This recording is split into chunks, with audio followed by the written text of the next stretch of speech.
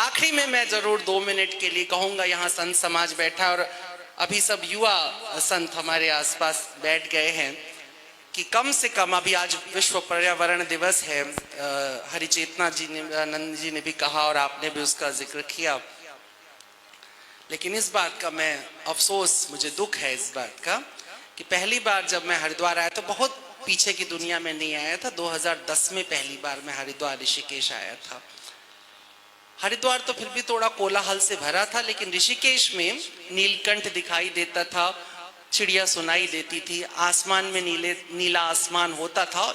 यहाँ तक कि भगवान शिव का भी मैंने वहां पर दर्शन किया, इवन मेरे कैमरे में बंद है वो, आकाश के ऊपर उसका चित्र तक है। मैं महाराज जी को दिखाऊंगा कभी। ऐसा सुंदर आकाश, अद्भुत।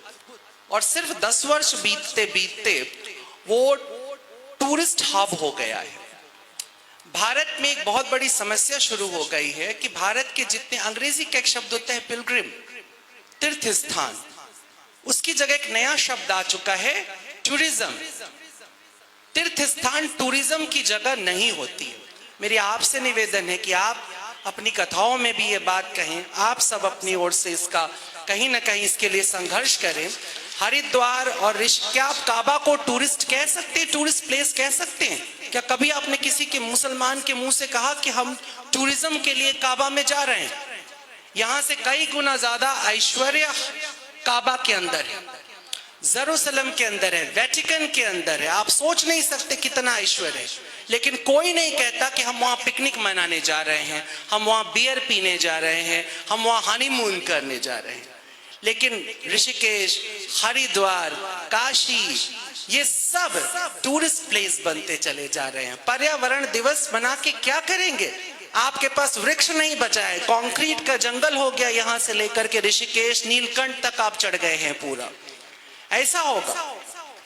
तीर्थ स्थान को बहुत सुविधाजनक बनाना भी बड़ा घातक होगा। आज अच्छा लग रहा है, लेकिन मैं आपसे ये भविष्यवाणी करके जा रहा हूं कि 20 वर्ष के बाद आपको हरिद्वार नहीं मिलेगा, आपको ऋषिकेश नहीं मिलेगा, कोई देवप्रयाग नहीं मिलेगा।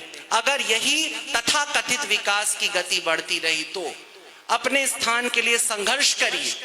तीर्थ स्थान को पर्यटन स्थान मत बनने दीजिए, ये मेरी आप लोगों से प्रार्थना है। अपने बच्चों से भी सिखाइए कि वो राफ्टिंग करने के लिए ऋषिकेश नहीं आए, हरिद्वार नहीं आए, वो संतों का समागम करने के लिए आए।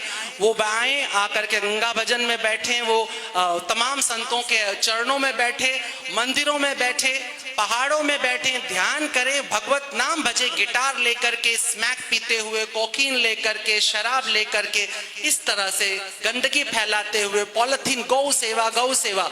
मैं आ रहा था, रास्ते में मैंने देखा कम से कम 20 जगह गौएं पॉलिथीन खा रही थी। क्या आप गौ सेवा करेंगे? तो ये नकली धर्म जो ओढ़ रखा है, हम गौ रक्षक हैं, अरे आप ही गौ भक्षक हैं। अगर गौ को गंदगी खिला रहे हैं, जहर खिला रहे हैं, उसको काटने की जरूरत नहीं पड़ेगी, वो ऐसे ही तड़प करके मर जाएगी। तो कम से कम आप अपने आसपास स्वच्छता का ध्यान रखें, पर्यावरण की स्वच्छता का ध्यान रखें।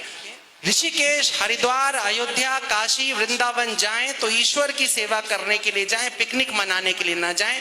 मेरा आप सबसे ये निवेदन है, मेरा हाथ जोड़ करके आप सबसे ये प्रार्थना है, और यहाँ बैठे तमाम महात्माओं और संतों से मेरी प्रार्थना है कि ईश्वर के लिए ऋषिकेश को, हरिद्वार को ऐसे ही ईश्वर का द्वार बनाए रखिए।